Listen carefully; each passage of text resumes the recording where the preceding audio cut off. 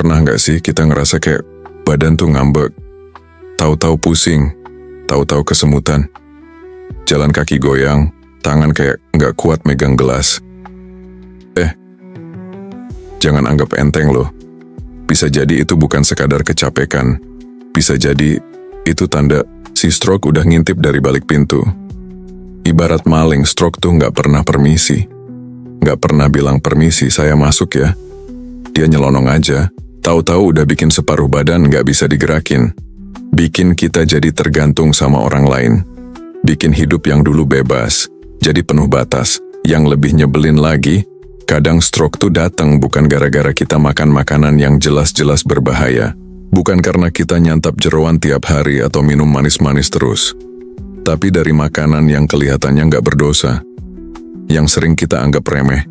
Yang tiap hari nongkrong di meja makan, diam-diam nunggu giliran bikin onar di dalam tubuh kita. Nah, makanya, di video ini kita bakal ngobrol soal 5 makanan yang diam-diam bisa picu stroke. Apalagi buat kita yang udah masuk usia kepala 6, atau malah udah lewat. Bukan buat nakut-nakutin, bukan juga biar kita jadi parno. Tapi biar kita lebih waspada. Biar hidup ini bisa kita nikmati lebih lama, dengan badan yang masih bisa diajak kerja sama. Ingat kata orang dulu, kalau mau umur panjang, jangan cuma jaga hati, jaga juga isi piringmu. Wejangan itu sederhana, tapi dalam banget maknanya. Karena gini ya, hidup di usia lanjut itu bukan soal lemah atau kuat, tapi soal cerdas atau sembrono. Mau pilih makan yang ngenyangin aja, atau yang bikin badan kita tetap waras sampai cucu kita nikah nanti. Jangan salah, stroke itu bukan cuman urusan darah tinggi. Bukan cuman faktor keturunan, tapi juga dari apa yang kita telan, apa yang kita kunyah setiap hari. Kadang makanan yang manis, lembut, atau gurih itu justru yang diam-diam bikin pembuluh darah kita rusak pelan-pelan. Kayak semut kecil yang merusak pondasi rumah. Lama-lama, roboh juga. Dan, jujur ya, banyak dari kita yang nggak sadar kalau makanan favorit kita sendiri bisa jadi penyebab utama. Jadi, yuk kita bahas sama-sama. Bukan biar kita takut makan ini dan itu, tapi biar kita tahu caranya menyiasati.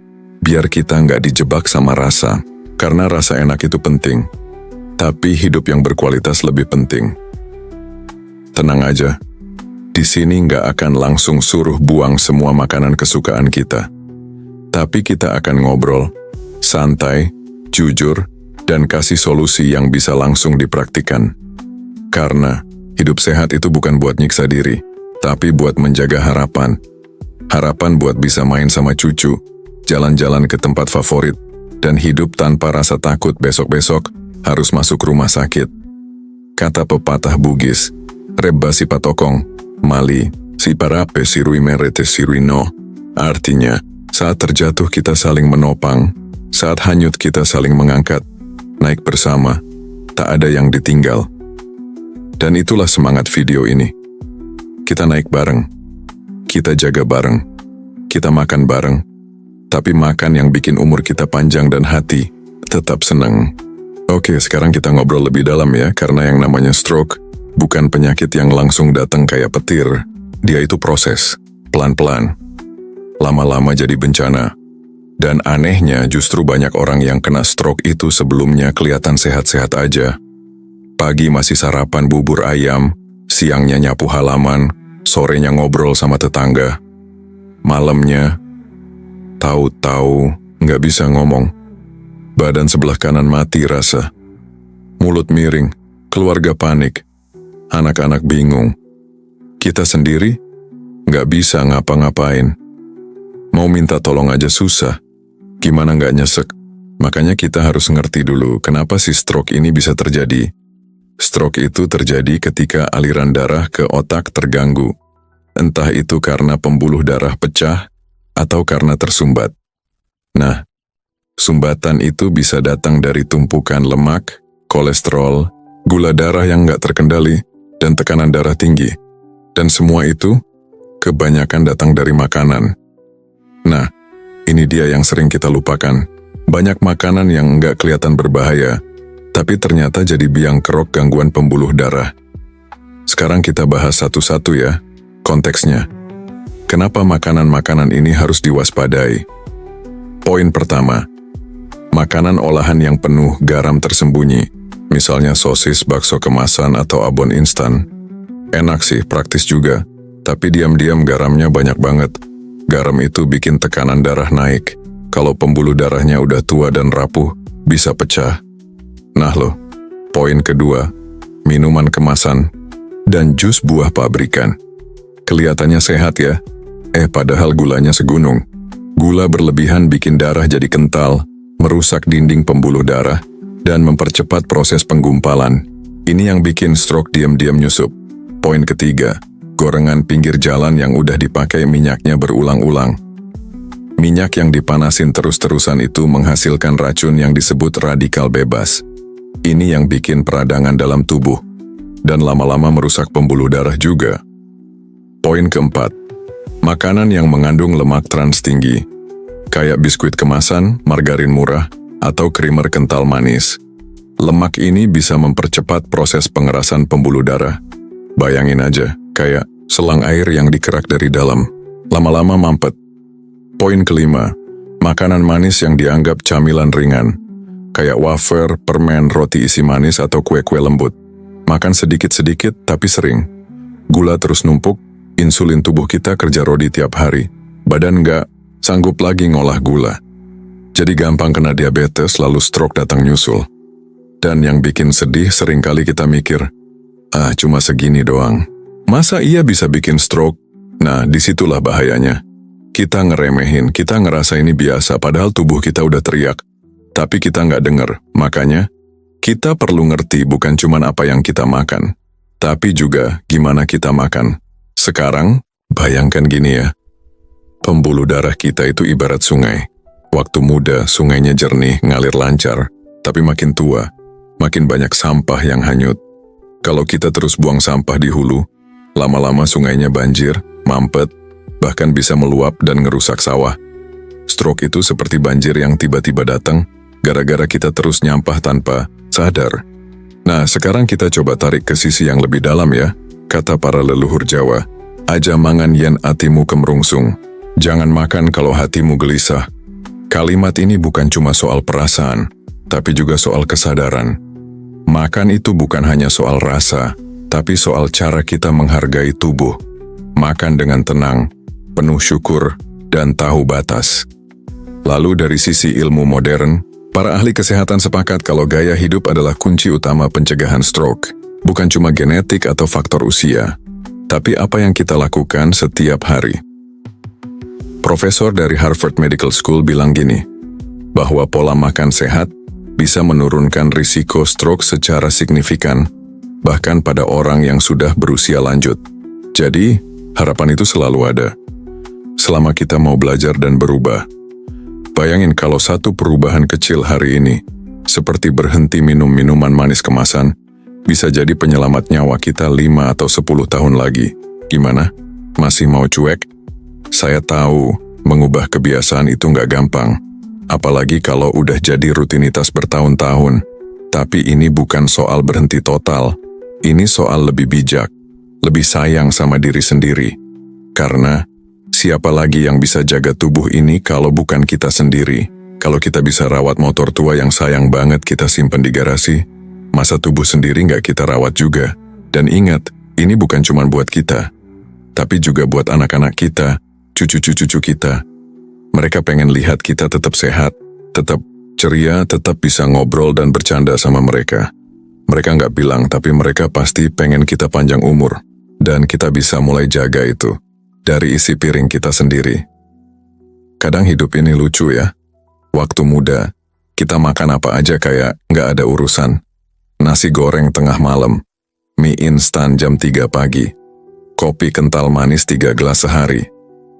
Badan masih lentur nggak protes. Tapi sekarang, baru makan lontong sayur agak pedas dikit, perut langsung ngambek.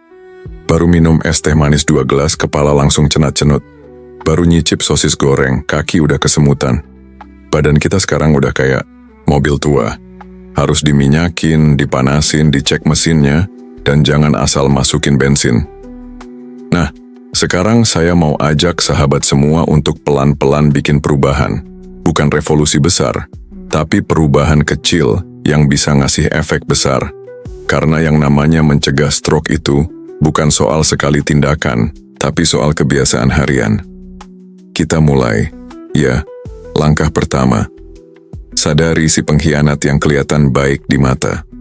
Sahabat pernah nggak ngerasa makanan tertentu itu sehat, padahal ternyata malah bahaya? Contohnya jus buah dalam botol yang katanya alami, atau biskuit yang katanya rendah lemak, atau minuman susu yang penuh janji baik untuk tulang, padahal setelah dicek, gulanya segunung, garamnya tersembunyi, bahan pengawetnya segambreng. Jadi langkah pertama adalah kenali musuh dalam selimut. Mulai baca label, mulai cek komposisi. Kalau ada tulisan sirup glukosa, penguat rasa, natrium benzoat, lemak terhidrogenasi, udah, taruh aja lagi ke rak, jangan masukin keranjang. Kita udah cukup umur buat bilang enggak sama yang manis di luar, tapi nyakitin di dalam. Langkah kedua, sayangi pembuluh darah seperti sayang pasangan. Pembuluh darah kita itu, kalau dibayangin, kayak pipa kecil yang ada di seluruh tubuh, dari ujung kepala sampai ujung kaki. Kalau pipanya licin dan bersih, darah ngalir lancar. Tapi kalau pipanya penuh kerak, tersumbat atau pecah, ya udah bencana. Makanya kita perlu makanan yang membersihkan, bukan yang mengotori. Ganti gorengan dengan rebusan. Ganti camilan manis dengan buah segar. Ganti keripik asin dengan kacang rebus. Dan mulai biasakan minum air putih. Bukan teh manis. Bukan sirup, bukan kopi susu sachet, air putih, yang netral, yang sabar, yang nggak banyak drama. Langkah ketiga, jangan percaya semua yang dikatakan lidah. Lidah kita ini maunya enak terus, gurih, manis, creamy, renyah. Tapi tubuh kita yang kena getahnya, makanya sekarang saatnya mulai pilih dengan kepala, bukan lidah. Pilih yang benar, bukan cuma yang nikmat sesaat. Contohnya, lidah bilang, wah ini enak banget, gorengannya masih hangat, tapi tubuh bilang, tolong, itu minyaknya udah dipakai 5 kali. Lidah bilang, es campur itu seger banget apalagi siang bolong. Tubuh bilang, gulanya bikin tekanan darah naik. Lidah itu anak kecil. Tubuh kita itu orang tua. Harus kita yang ngatur, bukan kebalik. Langkah keempat, mulai dari dapur sendiri. Sahabat tahu nggak, stroke itu banyak datang dari kebiasaan yang dibangun di dapur rumah. Kalau tiap pagi dapurnya isinya mie instan dan sosis goreng ya, lambat laun pembuluh darah juga mogok kerja. Tapi kalau tiap hari kita bisa mulai dengan sayur bening, telur rebus, nasi merah sedikit, dan buah potong, badan kita bakal bersyukur. Mulai pelan-pelan. Nggak perlu langsung buang semua makanan lama, tapi kurangi, gantikan, lalu biasakan. Bikin dapur kita jadi tempat penyembuhan, bukan tempat jebakan. Langkah kelima, dengarkan tubuh sebelum dia teriak. Tubuh kita itu kalau udah usia kepala 6 ke atas udah sering kasih kode. Cuma masalahnya kita sering pura-pura nggak denger. Tangan mulai kesemutan, mungkin ketindihan. Kepala cenut-cenut tiap pagi, kurang tidur. Kaki berat melangkah, kurang jalan. Padahal itu semua bisa jadi alarm dari tubuh yang udah kecapekan ngolah makanan berbahaya. Jadi mulai sekarang, tiap ada sinyal dari badan, dengerin, jangan cuek. Karena stroke itu seringkali bukan datang tiba-tiba, tapi datang setelah puluhan peringatan kecil yang kita abaikan. Sekarang bayangin ya, kalau hari ini kita mulai lebih sayang sama diri sendiri, mulai belajar masak yang sehat, mulai ngurangin gula, mulai minum air putih yang cukup, mulai pilih buah segar daripada kue basah manis, kita mungkin nggak langsung ngerasa beda, tapi tubuh kita diam-diam memperbaiki dirinya. Pembuluh darah mulai bersih, aliran darah lancar, oksigen ke otak jalan, lama-lama kita lebih ringan, nggak gampang capek, nggak gampang pusing, dan yang paling penting, kita bisa tetap ngobrol, ketawa, dan bercanda sama anak cucu kita dengan utuh. Karena sahabat, nggak ada yang lebih mahal dari bisa duduk sore di teras rumah sambil ngeliat matahari tenggelam ditemani anak dan cucu, tanpa harus duduk di kursi. Rodat sahabatku yang baik, sekarang kita udah tahu nih. 5 makanan tak terduga yang ternyata bisa jadi pemicu stroke. Udah tahu juga langkah-langkah untuk mulai berbenah. Tapi pertanyaan besarnya adalah, gimana cara beneran mulai di rumah sendiri? Soalnya, tahu doang kan nggak cukup. Yang bikin sehat itu dipraktikkan. Jadi sekarang, ayo kita ngobrolin cara-caranya, teknik-teknik ringan, kebiasaan-kebiasaan baru yang mudah banget diterapkan. Bahkan kalau sahabat tinggal sendiri, bahkan kalau masak udah malas, bahkan kalau cuma punya waktu sedikit. Saya mau tunjukkan kalau perubahan itu nggak butuh jadi ahli gizi, nggak perlu belanja mahal dan nggak harus ribet. Yuk, kita mulai pelan-pelan. Satu persatu. Belajar dari isi kulkas sendiri. Kulkas itu cermin kebiasaan. Cobain deh buka kulkas pelan-pelan. Lihat apa yang paling banyak isinya. Kalau lebih banyak sosis, nugget, kornet, atau minuman botolan manis. Nah, itu tanda kita harus mulai nyapu isi kulkas, tapi nggak usah panik. Nggak perlu dibuang semua sekaligus caranya. Mulai sisipin yang sehat. Contoh, ganti nugget dengan tempe iris tipis, digoreng tanpa tepung, atau dikukus lalu ditumis bawang putih. Simpan telur rebus, bukan telur dadar berbumbu micin. Masukkan potongan pepaya atau semangka dalam kotak. Jadi kalau lapar, tinggal nyendok. Ganti margarin dengan minyak kelapa asli atau minyak zaitun. Semua bisa dimulai dengan 1 kotak kecil sehat di dalam kulkas. Lama-lama, kotaknya nambah. Isinya berganti. Kebiasaannya berubah. 2. Buat menu seminggu, tapi jangan ribet. Menu sehat itu bukan berarti harus mewah atau rumit. Yang penting niatnya dan konsistensinya. Coba catat aja di kertas kecil dan tempel di pintu kulkas. Senin, nasi setengah, sayur bayam, tempe rebus, buah pisang. Selasa, bubur oat, telur rebus, pepaya. Rabu, nasi merah sedikit, sayur bening, ikan bakar, semangka, dan seterusnya. Nggak usah banyak menu.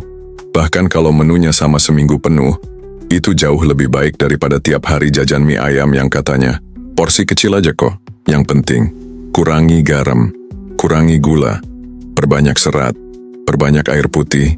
Kalau sahabat butuh inspirasi menu yang gampang dibuat, bilang aja ya. Saya bisa buatin juga nanti. 3. Ganti cemilan dengan yang bersahabat. Kita semua suka ngemil. Apalagi pas nonton TV, duduk sore atau ngobrol sama tetangga. Tapi seringkali yang kita gigit itu justru bahaya diam-diam.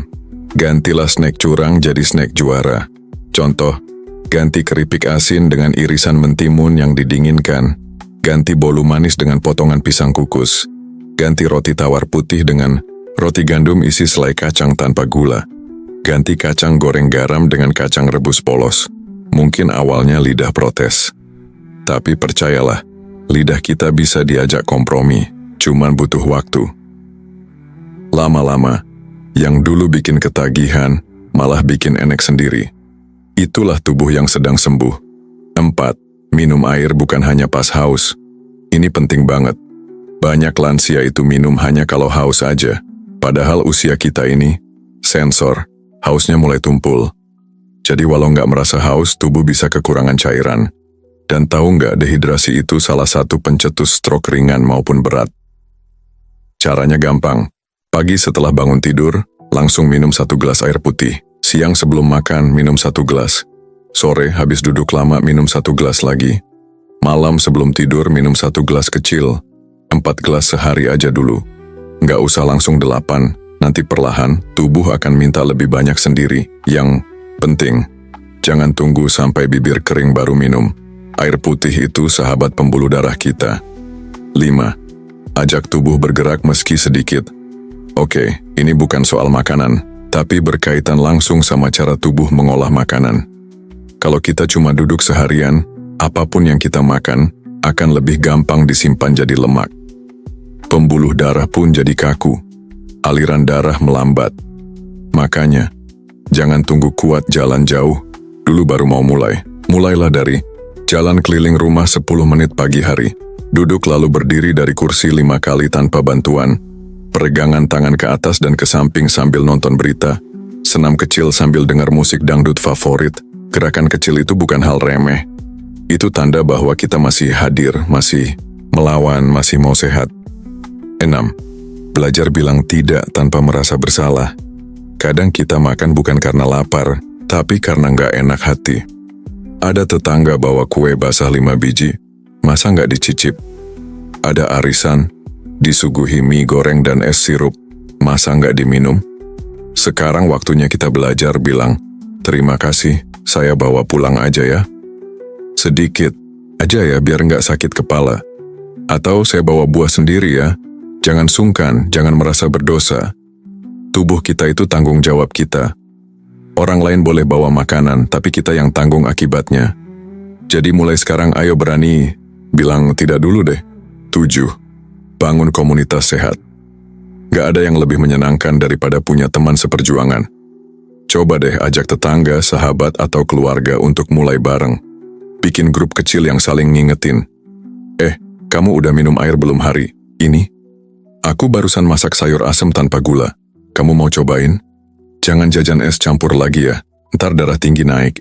Kadang yang kita butuh bukan motivasi dari YouTube, tapi teman yang sejalan di dunia nyata. Bikin komunitas sehat, sekecil apapun, bisa jadi penolong terbesar buat kita tetap konsisten. 8. Hadiahkan diri sendiri kalau berhasil. Ini penting juga loh. Tiap minggu kita berhasil menghindari makanan bahaya, kasih diri sendiri hadiah kecil. Tapi bukan makanan. Misalnya, beli tanaman kecil buat ditaruh di dapur, beli baju das terbaru yang adem, nonton film favorit tanpa gangguan, main sama cucu lebih lama. Dengan begitu, otak kita akan mengaitkan pola hidup sehat dengan kebahagiaan, dan itu jadi bensin semangat buat terus melangkah. 9. Tetap fleksibel dan jangan terlalu keras ke diri sendiri. Kadang kita tergoda, kadang kita khilaf, kadang kita jatuh. Itu wajar. Itu manusiawi. Yang penting, bangkit lagi, bukan malah nyerah. Kalau minggu ini sempat makan gorengan lagi, oke, nggak apa-apa. Tapi jangan keterusan. Kalau sempat minum teh manis 2 gelas, besoknya langsung balikin ke air putih. Ingat, hidup sehat itu maraton, bukan sprint. Pelan, tapi terus jalan. 10. Bersyukur setiap makan. Ini bukan sekadar nasihat rohani. Ini ilmu yang udah terbukti. Kalau kita makan dengan rasa syukur, makan pelan-pelan sambil mengunyah dan menikmati, maka tubuh kita akan lebih mudah mencerna, metabolisme bekerja lebih baik, dan kita merasa lebih cepat kenyang. Jadi jangan makan sambil marah-marah, jangan makan sambil nonton berita buruk, jangan makan sambil mikir utang. Duduk, tenang, ucapkan syukur. Nikmati tiap suapan karena makanan yang sehat, kalau dimakan dengan hati penuh damai akan jadi obat terbaik buat tubuh kita. Sahabatku, itu dia 10 cara praktis yang bisa sahabat lakukan mulai hari ini juga. Nggak ribet, nggak mahal, nggak susah. Tapi efeknya bisa luar biasa. Dan yang paling penting, semua bisa dimulai dari keputusan sederhana. Aku sayang tubuhku. Sahabatku yang luar biasa, kadang hidup ini lucu ya. Waktu muda kita makan apa aja nggak ada masalah. Tapi begitu usia kepala 6, tubuh mulai ngambek, dikit-dikit pusing, dikit-dikit pegal, makan gorengan 2 biji aja, langsung jantung, tarik dukek disuruh naik pelaminan lagi. Tapi, bukankah itu pertanda kalau tubuh kita bukan melemah, melainkan makin bijak? Iya, tubuh itu bukan marah-marah. Dia cuma ngasih kode. Kode bahwa sekarang saatnya kita jadi sahabat buat badan kita sendiri. Bukan musuh yang suka maksa, bukan bos yang cuma nyuruh. Tapi sahabat yang sayang, yang ngerti, dan mau mendengarkan. Makanan yang kita pilih hari ini, itu bukan cuma soal rasa, tapi soal nasib. Soal apakah besok kita bisa jalan-jalan ke kebun, atau malah harus duduk di ranjang rumah sakit. Dan lucunya, makanan yang nyebabin stroke itu bukan makanan aneh-aneh, bukan yang susah dicari, justru yang sering ada di meja kita, justru yang dikira aman-aman aja. Makanya, sekarang kita udah tahu, udah sadar, udah dikasih petunjuk. Mau kita biarkan lewat begitu aja? Atau mau kita pegang kuat-kuat dan mulai berubah? Saya tahu, sahabat bisa. Karena hidup sehat itu bukan soal umur, tapi soal niat. Dan niat bisa tumbuh kapan saja. Bahkan kalau Usiamu udah lewat 60. Bahkan kalau teman-teman seangkatanmu udah nyerah, masih ada waktu, masih bisa dicegah, masih bisa sembuh, masih bisa jadi inspirasi buat anak-anak, cucu-cucu, dan orang di sekitar. Kata leluhur kita, tubuh adalah tanah tempat jiwa berpijak. Kalau tanahnya rusak, jiwa pun akan goyah. Jadi rawatlah tanah itu, pilih yang sehat, hindari yang diam-diam bikin celaka. Dan kalau nanti sahabat sempat merasa capek, ingat kata saya ini baik-baik. Stroke itu bukan takdir, tapi hasil dari pilihan. Kalau pilihan bisa diubah, maka takdir pun bisa dialihkan. Kita bukan korban, kita ini pejuang. Pejuang yang tiap hari bangun dengan semangat baru. Walau badan rewel, walau lutut bunyi kretek-kretek, walau kadang lupa nama tetangga sendiri. Yang penting, masih mau belajar, masih mau mencoba. Dan selama itu masih ada, kesehatan masih bisa kita rebut kembali, sahabatku. Kalau video ini bermanfaat, bantu sebarkan, klik tombol suka, bagikan ke grup keluarga, kirim ke teman seperjalanan, dan kalau sahabat ingin terus belajar hidup sehat, bahagia, dan bermakna di usia emas, klik subscribe sekarang juga, karena di Yayasan Darbe Berbagi Nusantara, kami bukan sekadar berbagi pengetahuan, kami berbagi harapan. Sampai jumpa di video selanjutnya. Jaga tubuh, jaga hati, dan tetap semangat karena lansia bukan berarti usang, tapi matang. Salam sayang selalu.